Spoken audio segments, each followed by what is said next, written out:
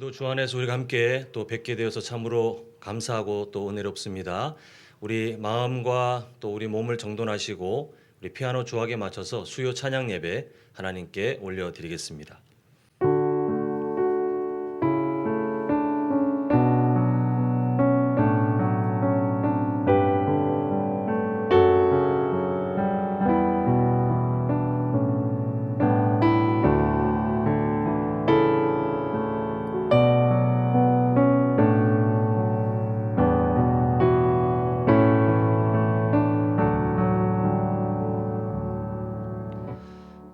아버지 하나님, 하나님께서 우리의 삶을 오늘도 은혜의 자리로 불러주시고 한없이 부족하지만 예수님의 그 십자가 사랑을 통하여 우리를 하나님의 자녀 또 의인으로 삼아주심을 참으로 감사드립니다. 오늘 하나님을 존중하는 마음으로 마음과 시간을 정하고 이 자리에 예배자로 함께하는 우리 모든 성도님들 주님께서 풍성한 은혜로 만나주시고 우리가 이 세상을 살아갈 때 하나님께서 우리를 향하신 마음이 무엇인지 밝히 아는 온전한 지혜를 누릴 수 있도록 주님 함께하여 주시옵소서. 예수님의 이름으로 기도합니다. 아멘. 우리 사도신경으로 신앙 고백하겠습니다. 전능하사 천지를 만드신 하나님 아버지를 내가 믿사오며 그 외아들 우리 주 예수 그리스도를 믿사오니 이는 성령으로 잉태하사 동정녀 마리아에게 나시고 본디오 빌라도에게 고난을 받으사 십자가에 못 박혀 죽으시고 장사한 지 사흘 만에 죽은 자 가운데서 다시 살아나시며 하늘에 오르사 전능하신 하나님 우편에 앉아 계시다가 저리로서 산 자와 죽은 자를 심판하러 오시리라. 성령을 믿사오며 거룩한 공회와 성도가 서로 교통하는 것과 죄를 사하여 주시는 것과 몸이 다시 사는 것과 영원히 사는 것을 믿사옵나이다. 아멘. 자, 우리 함께 찬송가 21장입니다. 다 찬양하여라. 함께 찬양하시겠습니다.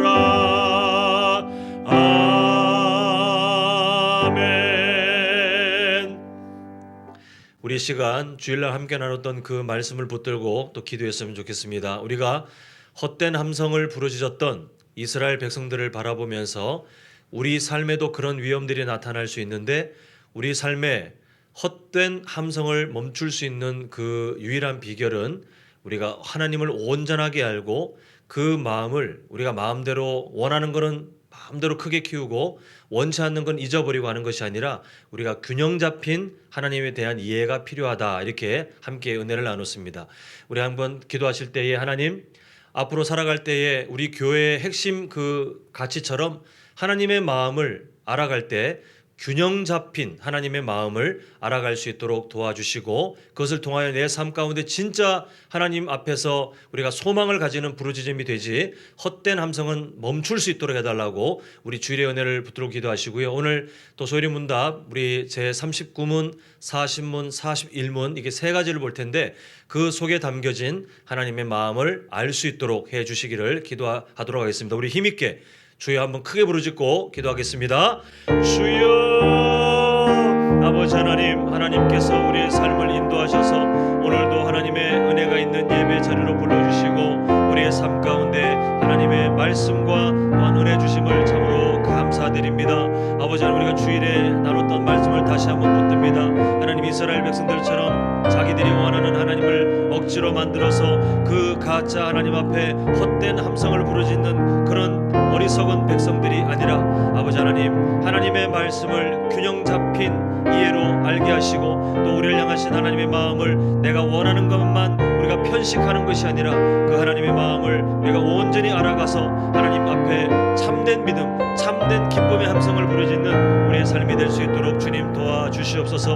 하나님, 오늘도 소율이 문답 제39문 또 40문 41문을 통하여 우리에게 주신 하나님의 마음을 발견할 때에 아버지 하나님, 악한 마귀 틈타지 않도록 우리의 생각을 지켜주시옵시고 우리를 향하신 그 하나님의 마음을 알 수 있도록 아버지 우리를 지혜롭게 하시며 무엇보다 그 마음에 순종하며 살아갈 수 있는 하나님의 참된 백성들 또 자녀들 될 수 있도록 아버지 하나님 은혜를 더하여 주시옵소서.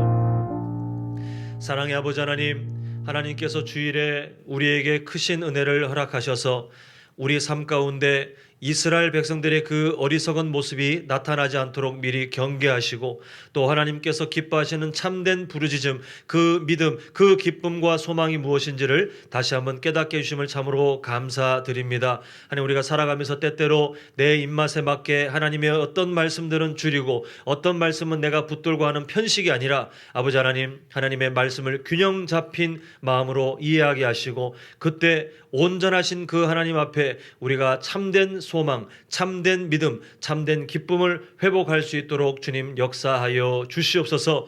오늘도 소리문답 함께 나눌 때에 하나님께서 우리의 마음을 붙드셔서 우리가 지식을 얻어가는 시간이 아니라 우리를 향하신 하나님의 그 마음을 밝히 알 수 있도록 주님 함께하여 주시옵소서. 예수님의 이름으로 기도합니다. 아멘. 자, 우리 함께 나눌 말씀은 신명기 29장 29절 한 절입니다. 신명기 29장 29절 우리 한 절 우리 한번 한 목소리로 같이 읽겠습니다. 시작. 감추어진 일은 우리 하나님 여호와께 속하였거니와 나타난 일은 영원히 우리와 우리 자손에게 속하였나니 이는 우리에게 이 율법의 모든 말씀을 행하게 하심이니라. 아멘. 자, 우리 좌우에 또 앞뒤에 계신 분들에게 참 잘 오셨습니다 하면서 서로 격려하시고 또 축복하겠습니다. 참 잘 오셨습니다. 예, 늘 말씀드리지만 안 오셔도 되거든요. 안 오셔도 강제할 사람이 없습니다만 그러나 하나님을 존중하는 마음으로 이 자리에 예배자로 오신 우리 성도님들을 하나님께서 얼마나 기뻐하실지 우리가 말씀을 통하여 다시 한번 확인하게 됩니다. 우리가 저번 주까지 소일의 문답 제38문까지 보았는데요. 오늘부터 새로운 주제가 시작되기 때문에 이전의 내용을 간략하게 한번 살펴보도록 하겠습니다. 소일의 문답 제1문 기억나십니까? 우리 저번에 한번 복습 확인했었는데 우리가 첫 번째가 인간의 제일 되는 목적, 인간의 가장 중요한 목적이 뭐냐 하면 바로 하나님을 영화롭게 하는 것과 그리고 하나님을 영원토록 기뻐하는 것이다. 우리가 즐거워하는 것이다. 이렇게 보았습니다. 이 소일의 문답 1문이 왜 중요하냐 하면 나머지 전체 성경의 가이드라인이 돼요. 이게 하나님께서 인간에게 바라시는 가장 중요한 그런 내용인데 그러면 하나님을 영화롭게 하는 것 또 하나님을 영원토록 즐거워하는 삶이 무엇인가 이 하나님께서 기뻐하시는 참된 인간의 그 목적을 위해서 하나님께서 주신 유일한 규칙이 있는데 그게 바로 하나님의 말씀이다라는 것을 우리가 소일의 문답 제2문을 통해서 보았습니다. 그리고 산문은 그렇다면 하나님의 말씀은 어디에서 기록되어 있는가? 바로 우리가 잘 아는 성경이죠. 이 성경에서 기록되어 있는데 그러면 성경이 주로 가르치는 것이 무엇인가를 묻고 있는데요. 그 두 가지가 바로 소연이 문답의 나머지 전체 내용이 됩니다. 첫 번째가 뭐냐 하면 성경이 우리에게 가르치는 내용은 우리가 믿어야 할 것들, 하나님께 대해서 우리가 믿어야 될 것이 무엇인가. 그래서 우리가 5문부터 해서 사문부터 해서 저번 주까지 보았던 38문이 하나님에 대해서 우리가 믿어야 할 것이 무엇인가를 우리가 쭉 보았습니다. 그게 성경이 말하는 첫 번째 내용이고 두 번째 내용이 뭐냐면 그렇다면 하나님께서 우리 인간들에게 피조물들에게 요구하시는 그 내용 하나님께서 바라시는 내용이 무엇인가 그 내용이 이제 39문부터 이제 마쳐지는 107문까지 내용이 꽤 길죠. 그 삶에 대해서 이렇게 가르치고 있습니다. 정리하자면 성경은 두 가지 핵심 내용이 있다는 거죠. 하나님에 대해서 무엇을 믿어야 될 것인가? 두 번째, 그러면 우리는 그 하나님 앞에 어떻게 살아가야 하는가? 그 방법들을 살펴보게 되는데 이제 오늘부터 해서 하나님께서 사람들에게 요구하시는 그 구체적인 삶이 무엇인지를 이제 살펴보게 됩니다. 오늘 소연의 문답을 무려 3개를 함께 보게 되는데요. 39문, 40문, 41문을 보게 되는데 왜 이렇게 보게 되냐면 39문부터 107문까지 그 소연의 문답의 이제 나머지 전체 내용인데요. 이 내용이 하나님께서 인간에게 바라시는 것이 무엇인가를 물으신다면 그 내용 중에 또 가장 많은 부분을 지면을 할애해서 설명하고 있는 게 십계명입니다. 근데 오늘 우리는 십계명에 들어가기 전에 계요와 같은 내용들이 있는데 이 내용들을 한번 종합적으로 살펴봄을 통해서 우리가 그 다음 주에는 이제 본격적으로 십계명을 좀 살펴보게 되겠습니다. 자, 주보를 보시든지 아니면 화면을 통해서 우리 첫 번째 함께 살펴볼 주제인데요. 제 39문 제가 질문을 읽겠습니다. 하나님께서 사람에게 요구하시는 본분은 무엇입니까? 자, 답변 읽습니다. 시작. 하나님께서 사람에게 요구하시는 본분은 그의 나타내 보이신 뜻에 복종하는 것입니다. 이렇게 말하고 있습니다. 결국 하나님께서 그 성경의 두 가지 핵심 내용 아까 금방 정리했지만요. 하나님에 대해서 무엇을 믿어야 할 것인가? 또 하나님께서 우리에게 요구하시는 것이 무엇인가가 성경의 전체적인 내용인데 우리는 그 두 번째 주제를 이제 오늘부터 본다고 하지 않았습니까? 그 내용이 뭔지를 39문에서 딱 한 문장으로 얘기하는데 그게 뭐냐 하면 하나님께서 우리에게 나타내신 그분의 뜻이 있다라는 거예요. 근데 그 뜻을 우리가 알고 네 참고할게요가 아니라 무엇 하기를 원하신다고요? 복종 또는 우리에게 좀 더 친숙한 말로 바꾸면 순종 이것을 하나님께서 말씀하신다는 것이 이제 핵심 내용입니다. 우리 성도님들께서 예전에 뭐 지금의 배우자를 만나서 그 기간이 긴지 짧은지 모르겠지만 이렇게 잠시 서로를 알아가는 연애 생활하거나 아니면 뭐 신혼 생활할 때 좋은 말들을 좀 하셨죠. 사랑한다, 뭐 당신밖에 없다 이런 말들을 하시잖아요.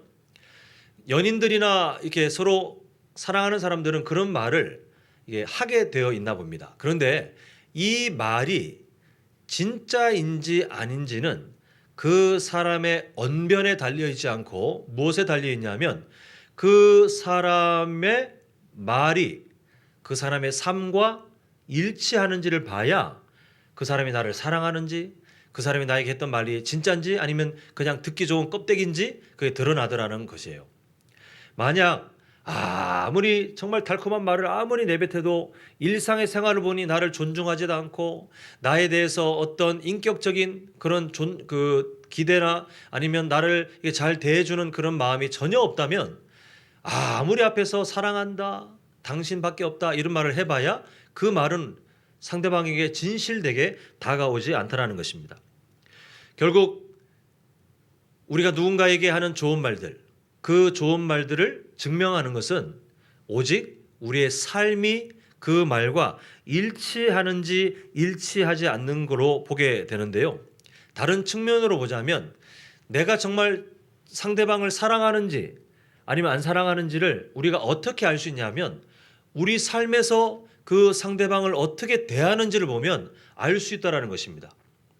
오늘 하나님을 바라보는 우리의 마음도 동일하다라고 성경은 우리에게 알려주고 있는데, 하나님께서는 우리에게 이렇게 말씀하시는 거예요. 네가 나를 아무리 사랑한다고 해도 그 말만 가지고서는 증명이 되지 않는다. 그 증명이 뭐냐 하면 바로 삶으로, 우리가 살아가는 그 삶, 우리의 삶을 통해 하나님이 그 말이 진짜인지 아닌지를 보시겠다는 것입니다.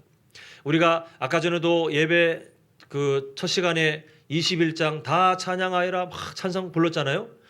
우리가 불렀던 그 찬양 가사가 진짜 아닌지 어떻게 알겠어요? 삶에서 알더라는 겁니다. 정말 하나님을 찬양하는 그 피조물의 삶이 맞는지 아닌지를 삶으로 증명받는다라고 하는데, 이걸 좀 정제된 말로 바꾸면 어떻게 증명되냐? 바로 오늘 39문의 그 내용처럼 우리를 향하신 그의 나타내 보이신 뜻의 무엇함을 통해서 그게 증명된다는 것입니까?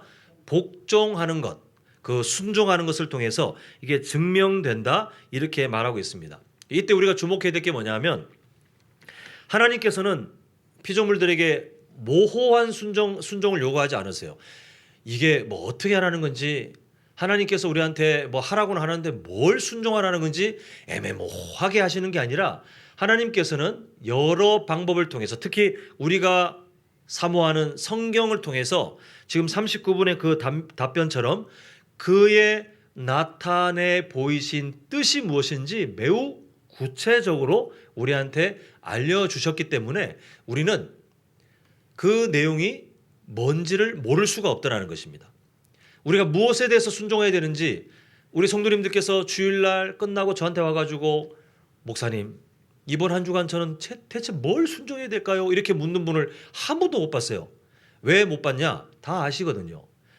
모르시면 아마 저한테 와가지고 이번 주는 제가 대체 뭘 순종해야 될까요? 하나님 마음을 도통 알 수 없습니다라고 답답해 하시는 분들이 많이 계실 텐데, 왜 저한테 그런 질문을 하는 분이 한 분도 안 계시느냐? 이미 성경 66권을 알고 계시기 때문에 그 말씀을 통해서 충분히 그의 나타내 보이신 뜻이 뭔지를 아시기 때문에, 내가 순종을 앞으로 잘 해야 되는 게 문제지 이게 대체 뭔지 잘 모르는 것은 아니구나, 아마 그렇게 생각하셔서 지금까지 저한테 질문 안 하신 것 같아요. 오늘 우리가 읽은 본문이 바로 그 내용을 담고 있습니다. 신명기 29장 29절 아까 전에 보았지만 이렇게 되어 있죠. 감추어진 일은 우리 하나님 여호와께 속하였거니와 나타난 일은 영원히 우리와 우리 자손에게 속하였느니, 그 다음에 이렇게 말씀했습니다. 이는 우리에게 이 율법의 모든 말씀을 행하게 하심이니라 라고 하면서, 왜 나타내 보이셨는가? 그 이유는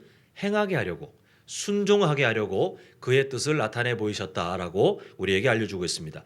그렇다면 하나님께서 우리에게 나타내 보이신 그 뜻이 무엇인가? 우리 다음 문제인 소리문답 제40문을 통해서 한번 보겠는데요. 제가 질문을 읽습니다.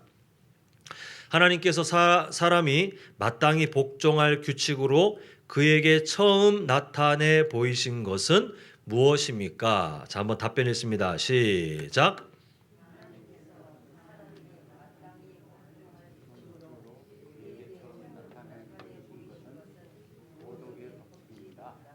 자, 여기서 말하는 도덕의 법칙을 한 글자만 줄여서 도덕법, 두 글자 줄였네요. 도덕법 이렇게 말하기도 합니다. 근데 우리가 좀 생각을 약간 구분해야 될 것 같아요. 뭐냐면요, 우리는 도덕이란 말을 압니다. 뭐 요즘 그 학교에서는 이제 도덕책이 사라졌지만, 과거에 도덕하면 이게 대략 어떤 느낌인지 아마 다 알고 계실 텐데, 여기서 말하는 도덕법은 좀 달라요. 우리가 알고 있는 도덕은 사전적 정의를 읽어드리면 이렇습니다. 사회 구성원들이 양심, 사회적 여론, 관습 따위에 비추어서 스스로 마땅히 지켜야 할 행동 준칙이다, 이렇게 말합니다. 그러니까 우리가 나라마다 도덕이 좀 달라요. 요즘에야 뭐 워낙 잘 소통이 되고 전 세계적으로 이렇게 빨리빨리 소식이 좀 전해지니까 어느 정도는 이렇게 비슷한 그 내용을 갖고 있지만, 과거에 인터넷도 없고 뭐 세계 어느 곳에 누가 사는지도 잘 몰랐던, 정말 과거에 보면 어느 부족의 도덕과 어느 나라의 민족의 도덕이 서로 달라요. 왜냐하면 그 도덕이라는 것은 어떤 구성된 사회 안에 사람들이 있는데 그 사람들이 살아가면서 어떤 관습 아니면 어떤 법 아니면 서로 간에 일어나던 여러 일들을 통해서 약속되게 된 어떤 태도들이 있더라는 겁니다. 지켜야 될, 스스로 지켜나가야 될 어떤 행동들이 있는데, 자, 사전적 정의 이어지면, 그러나 규범의 총체 외적 강제력을 갖는 법률과 달리, 법률과 도덕이 다르다는 거죠. 법률과 달리 각자의 내면적 원리로서 작용하며 또 종교와 달리 초월자와의 관계가 아닌, 이게 중요합니다. 인간 상호 관계를 규정한다. 그래서 우리가 지금까지 살아오면서 도덕이라고 들은 말들, 또 아니면 세상 사람들이 도덕하면 딱 느끼는 게 뭐냐 하면, 나와 다른 사람이 있는데 그 사람들 사이에 우리가 어떻게 살아가야 되느냐, 어떤 태도를 보여야 되느냐, 이게 도덕이에요. 우리가 서로 예의를 지킵니다. 도덕이에요. 우리가 말을 할 때 그 면전에 대고 그냥 모르는 사람한테 막 쌍욕을 하고 그런 쌍스러운 말들을 막 내뱉으면, 아, 저 사람 예의가 없네? 이렇게 말합니다. 사람들이 왜 평가합니까? 그 평가는 이유가 뭐냐면, 우리가 살아가면서 그래도 다른 사람한테 막 그렇게 쌍스러운 말을 내뱉는 것은 옳지 않아 라고 하는 약속들이 있기 때문에, 그 도덕이 있기 때문에 사람들 그렇게 평가할 수 있는데, 우리가 알고 있는 도덕이 대충 이런 내용이에요. 결국 사람과 사람 사이에 어떤 태도를 보이기로 우리가 약속했는가, 이게 도덕인데, 여기서 말하는 도덕법은 달라요.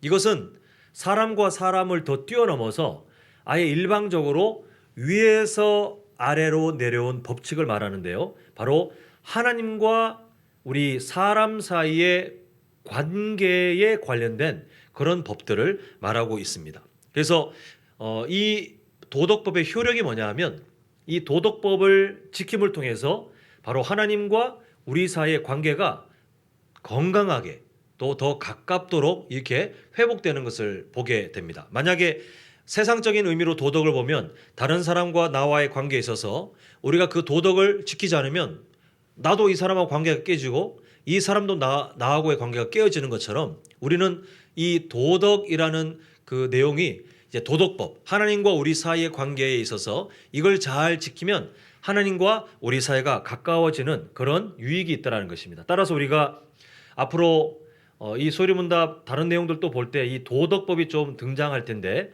들으실 때 그냥 세상에서 말하는 도덕하고 자꾸 느낌이 헷갈리시겠지만, 하나님하고 우리 사이의 관계, 하나님이 우리에게 주신 그 말씀, 이렇게 받아들이셔서 우리가 헷갈리지 않게 잘 이해하셨으면 좋겠습니다. 자, 이제 우리 마지막 오늘 살펴볼 세 번째 내용인데요. 소리문답 제41문입니다. 제가 한번 읽겠습니다. 이 도덕의 법칙이, 그러니까 하나님께서 우리에게 말씀하시는 그분의 뜻, 우리가 지켜야 되는, 사람과 사람 이걸 떠나서 하나님께서 우리에게 요구하시는 이 도덕의 법칙이 어디에 총괄되어 나타났습니까? 자, 함께 읽습니다. 시작.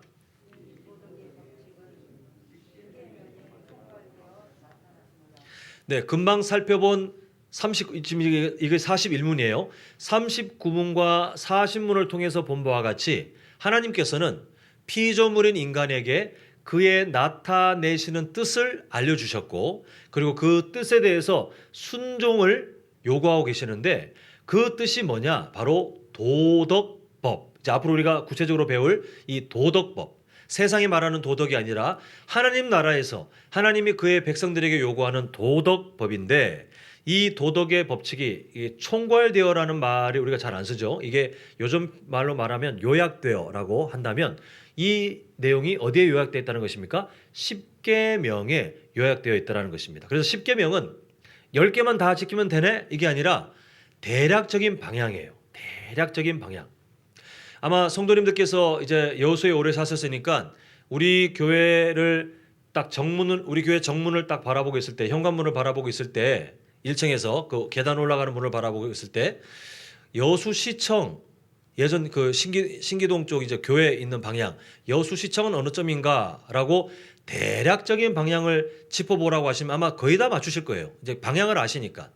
약간씩은 들려도 아예 뭐 엉뚱하게 전혀 다른 방향 안 하고 대충 이쯤 아닐까요라고 아마 대략 방향을 아실 텐데, 그 방향으로 따라가면 이제 여수시청이 나오긴 하겠지만 이 방향만으로는 구체적으로 모르니까 우리가 길을 잘 모르면 물어서 갈 수도 있고 아니면 요즘 핸드폰에 그런 기능이 있으니까 내비게이션을 쳐서 가긴 해도 대략적인 방향은 알더라는 것입니다.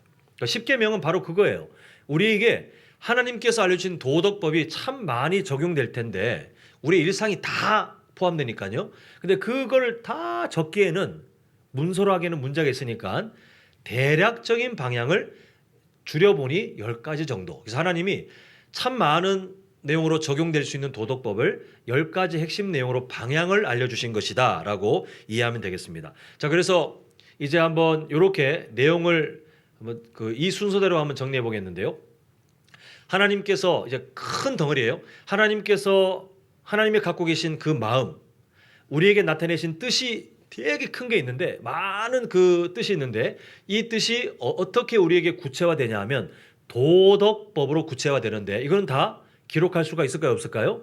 없을 정도로 우리의 일상 전체가 해당되기 때문에 다 기록을 할 수 없습니다. 그래서 이 도덕법이 약간 좀 줄여져서 많긴 하지만 구체적으로 적용되어 나타났던 것이 구약에 아니면 지금 이스라엘 백성들이 이스라엘 그 국민들이 지금도 의지하고 있는 그 율법, 이게 우리 일상을 다 건드리는 도덕법을 조금 줄여본다고 그 사람들이 한번 한 게 율법. 근데 이것도 엄청 많잖아요. 근데 이 율법을 더 핵심적인 내용으로 하나님께서 줄여주신 것이 지금 41문에 보고 있는 것처럼 뭡니까? 십계명. 자, 이제 한 단계 더 나갑니다. 그러면 이 십계명을 줄이면 몇 개가 되죠? 몇 개가 됩니까? 자, 안 보이세요? 몇 개입니까? 예, 예수님하고 율법사가 나눈 대화 기억나시죠? 율법의 핵심, 하나님을 사랑하고 이웃을 사랑하고. 그 십계명 10개를 확 줄여버리면 핵심 가치가 뭡니까? 누구를 사랑하고 하나님을 사랑하고가 1, 2, 3, 4계명. 그 다음에 이웃을 사랑하고가 5계명부터 마지막 10계명. 그래서 하나님께서는 이 두 가지 핵심 내용이 우리를 향하신 하나님의 뜻을 다 포함하는 그런 기초 내용인데, 자, 이제 순서를 바꿔볼게요. 그러면 하나님께서 우리에게 나타내시는 그분의 뜻은 이 두 가지 핵심 가치를 따르고 있습니다. 하나님을 잘 사랑해라, 그리고 이웃도 잘 사랑해라. 이 두 가지 핵심 가치를 따르고 있는데, 그러면 이 두 가지 핵심 가치를 좀 더 구체화해서 10개로 만든 게 뭐라고요? 예, 십계명. 그리고 십계명을 요즘 우리한테는 그렇게 해당되지 않지만 십계명을 이스라엘 백성들 그 시대에 자기들의 삶 가운데 어떻게든 좀 적용해 보려고 여러 개의 어떤 명령들을 정리한 게 뭡니까? 율법. 그리고 이 율법이 다 담고 있지 못하지만 이 율법을 다 포함하고 있는, 진짜 우리의 모든 것을 다 포함하고 있는 하나님의 나타내신 그 바가 바로 우리가 요 40문에서 보았던 도덕법. 요 순서를 아시겠죠? 도덕법보다는 뭐가 작아요? 율법. 율법보다는 뭐가 작아요? 십계명. 십계명보다는 뭐가 더 작다 하긴 그러고 뭐가 더 핵심이에요? 그 두 가지 사랑, 하나님을 사랑하고 이웃 사랑하는 거. 이 순서를 잘 알고 계시면 좋겠습니다. 자, 그래서 이제 말씀을 좀 맺어볼까 하는데요. 지금까지 우리는 하나님께서 인간에게 요구하시는 의무가 있는데 그 의무를 다 표현하지는 못하겠지만 대략적으로 그게 뭐냐면 도덕법이고, 이 도덕법이 요약된 것이 다음 주부터 이제 좀 오랜 시간 다뤄보게 될 십계명이다라고 보았습니다. 근데 우리가 지금까지 그 살아온 습관에 의하면 여기서 딱 멈추잖아요. 그러면 좀 마음이 약간 무거워요. 왜냐하면 지금까지 나눈 내용들과 또 다룬 그 어떤 표현들 보면 마치 하나님께서 우리한테 책임, 의무, 계속 무거운 뭔가를 요구하시는 것 같아서 하나님께서 우리에게 소일의 문답의 내용들 39문, 40문, 41문 이렇게 쭉 주시는 그 내용을 상상해 보자면 하나님의 목소리가 막 엄해가지고 너희들 이렇게 안 하면 큰일 난다 막 야단치시는 것처럼 우리가 잘못 느낄 때가 있는데 사실 그렇지 않아요. 이 도덕법으로 나타나는 하나님의 마음, 우리에게 순종하도록 요구하시는 이 하나님의 마음은 우리가 순종한다고 하나님께 이득이 될까요? 어떻게 생각하십니까? 우리가 순종하면 하나님께 조금이라도 이득이 있을까요? 아니면 반대로 우리가 순종 안 하면 하나님이 불이익을 당하십니까? 하나님하고 상관없다는 표현은 좀 틀리겠네요. 하나님께 어떤 이익이나 불이익이 전혀 없어요. 뭔가 영향을 끼치는 게 아니에요. 하나님께서 주신 도덕법은 철저하게 그 법을 지키는 순종하는 사람에게 매우 유익한 것인데 한번 예를 들어보겠습니다. 우리 성도님들은 다들 건강하시면 좋겠는데 어떤 사람이 속이 좀 안 좋아서 병원 갔더니 내시경 해보더니 의사가 하는 말이 위암입니다 라고 한 거예요. 이 사람이 이제 빨리 수술해야 된다 해가지고 우리나라에서 제일 권위자인 교수님한테 예약을 잡아서 수술을 깔끔하게 했습니다. 교수님이 이제 그 수술 회복하고 난 다음에 그리고 다 끝나고 퇴원할 때 이제 불러다가 당부하는 거예요. 지금 환자분의 그 위에 어디에 암이 생겨서 지금 절제를 했고 앞으로는 이걸 조심하셔야 되는데 자극적인 음식 드시지 마시고 술 드시지 마시고 그리고 지금 위가 절제되기 때문에 과식하시면 큰일 납니다라고 지금 요구사항을 말을 했어요. 자, 이 요구사항이 의사에게 이익이 있습니까 없습니까? 하나도 없죠. 이 요구사항을 지키면 누구한테 이익입니까? 지금 환자가 자신의 남은 인생에 수술한 이 부위의 건강을 유지할 수 있는 가장 핵심적인 기초적인 요구사항이에요. 그래서 이걸 지키면 누구한테 유익이냐면 이 환자한테 유익이에요. 똑같습니다. 하나님께서 주시는 그의 나타내신 바를 그 뜻을 우리에게 알려주시고 그리고 도덕법이라고 설명되고 있는 이 내용들을 순종을 요구하셨다. 우리가 요 내용만 딱 보면 답답해. 맨날 하나님은 지켜라 안 지켜라 왜 안 지켰냐 막 우리를 감시하시는 분 같은데 하나님 앞에 아무런 유익이 없어요.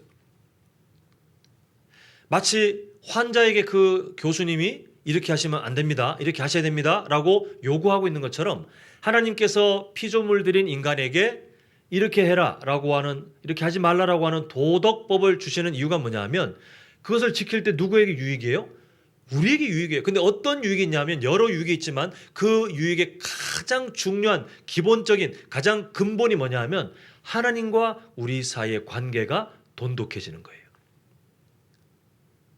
하나님과 우리 사이에 이 도덕법이 사이에 존재하는데 아까 그런 말씀을 드렸지 않습니까? 우리가 누군가에게 사랑한다라고 말을 할 때 그 말은 쉽게 할 수 있지만 이 말이 진짜인지 아닌지를 증명할 때는 무엇으로 증명되냐면 우리의 삶을 통해 증명된다 이렇게 말씀을 드렸어요. 똑같아요. 하나님과 우리 사이에 관계가 있는데 그 관계가 진짜인지 아닌지를 증명하는 방법은 하나님께서 우리에게 주신 도덕법의 순종함을 통하여 우리가 하나님 사랑하는 거 맞지요? 제가 부족했지만 하나님 또 내일 실수할 수 있지만 그래도 오늘 나는 이 하나님 말씀에 순종함을 통해서 당신에 대한 내 마음을 증명합니다. 이렇게 하면 우리에게 유익이에요. 하나님과의 관계가 더 견고해지고 하나님이 그 말씀을 통해서 약속하신 복들이 우리 삶에 시작되고 모든 것들이 유익이에요. 그래서 우리 성도님들께 이건 이렇게 한번 부탁드려보는 게 어떨까 싶은데요. 지금 율법, 십계명 또 십계명 내용 하나하나 다 다뤄보면 다 하라 하지 말라 이런 내용들이 있지만 이 내용을 우리에게 전달하시는 하나님의 마음은 막 엄한 목소리로 막 인상 쓰면서 딱딱하고 차갑고 아주 냉혹하고 이런 분이 아니라 어떻게든 우리에게 유익이 있도록 어떻게든 우리가 더 복받도록 하나님께서 자상한 목소리로 너 이렇게 하면 복받는다. 너 이렇게 하면 내가 주는 그 사랑이 뭔지 안다. 너 이렇게 하면 네 삶에 정말 좋은 것들이 있다. 이렇게 말씀하고 계시는 그 하나님의 마음을 잘 이해하셔서 그 39문부터 오늘부터 시작되는 이 마지막까지 내용이 다 우리 삶에 대한 도덕법이잖아요. 그래서 딱딱하게 하지마, 하라 이렇게 받아들이지 마시고 하나님이 내게 복을 주시려고 오늘도 나에게 자상한 목소리로 말씀하시는구나. 우리가 계속해서 매주마다 이 은혜를 나눌 수 있는 우리 지혜로운 우리 성도님들 되시길 간절히 소망합니다. 기도하겠습니다. 사랑의 아버지 하나님, 하나님께서 우리 삶 가운데 하나님께서 주시는 놀라운 복과 그 유익들을 주시기 위해서 우리에게 도덕법을 허락하시고 또한 그 도덕법이 십계명이나 아니면 다른 말씀들의 구체적인 모습으로 우리에게 주어질 때에 하나님 우리가 오해하지 않길 간절히 소망합니다. 우리를 마치 목줄을 꿰고 우리를 끌고 다니시는 하나님이 이신 것처럼 우리에게 말씀을 주신 다음에 우리를 감시하는 그런 분처럼 우리가 오해하는 것이 아니라 어떻게든 우리가 유익하기를 바라시고 어떻게든 우리가 복받기를 바라시고 어떻게든 우리가 건강한 그리스도인이 되기를 바라시는 그 하나님의 자상한 목소리를 우리가 잘 이해할 수 있도록 도와주시옵시고 하나님 우리가 하나님을 향한 그 마음은 순종을 통해서 증명된다고 하셨는데 우리 성도님들 이제 일상으로 돌아가 우리가 다시 또 함께 만나기 전까지 그 모든 시간들마다 이전보다 더 하나님 말씀에 기쁨으로 순종하는 복된 인생 될 수 있도록 하나님 함께하여 주시옵소서. 예수님의 이름으로 기도합니다. 아멘. 우리 찬송가 200장입니다. 우리 달고 오면 그 말씀 함께 찬양하시겠습니다.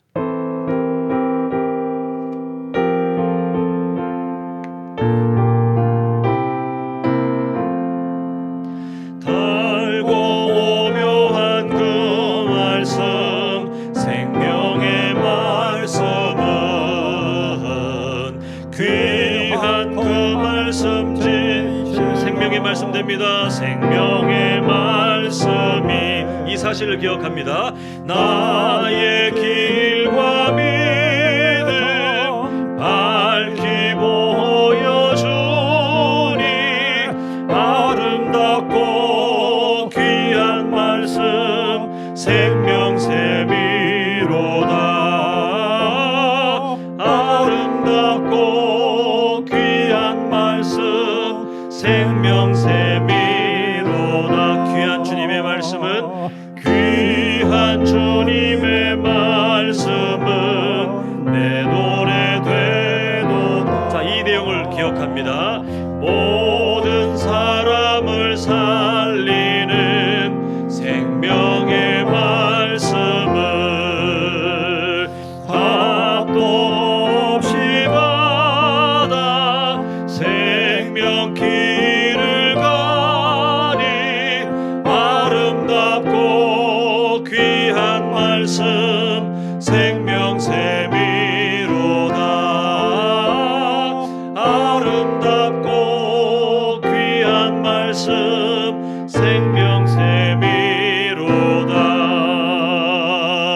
널리 울리어 퍼지는 생명의 말씀을 마음의 용서와 평안을 골고루 주나니 다만 예수 말씀 듣고 복을 받네. 아름답고 귀한 말씀 생명샘이로다. 아름답고 귀한 말씀 생명샘이로다.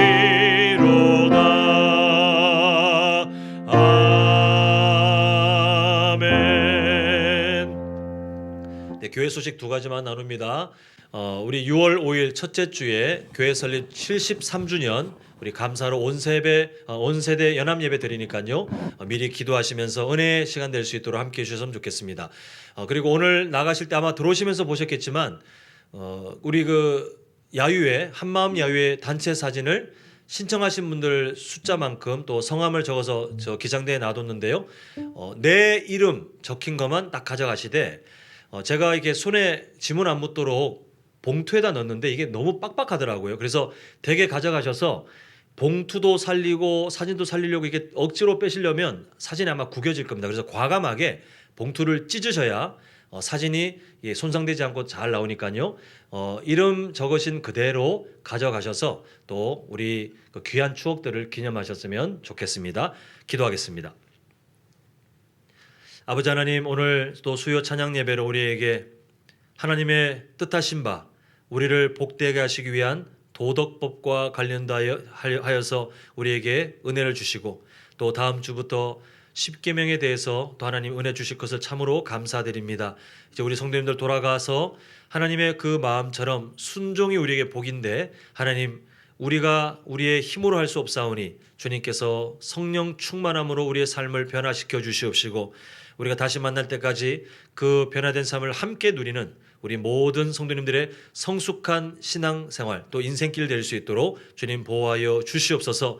혹시라도 우리 성도님들 중에 육신의 연약함이 있습니까? 아버지 하나님께서 치료하여 주시옵시고 마음의 아픔과 또 삶의 문제로 고통받고 있다면 아버지 하나님 하나님께서 위로하시며 어서 그 모든 문제들이 해결될 수 있도록 주님 은혜를 더하여 주시옵소서. 예수님의 이름으로 기도합니다. 아멘.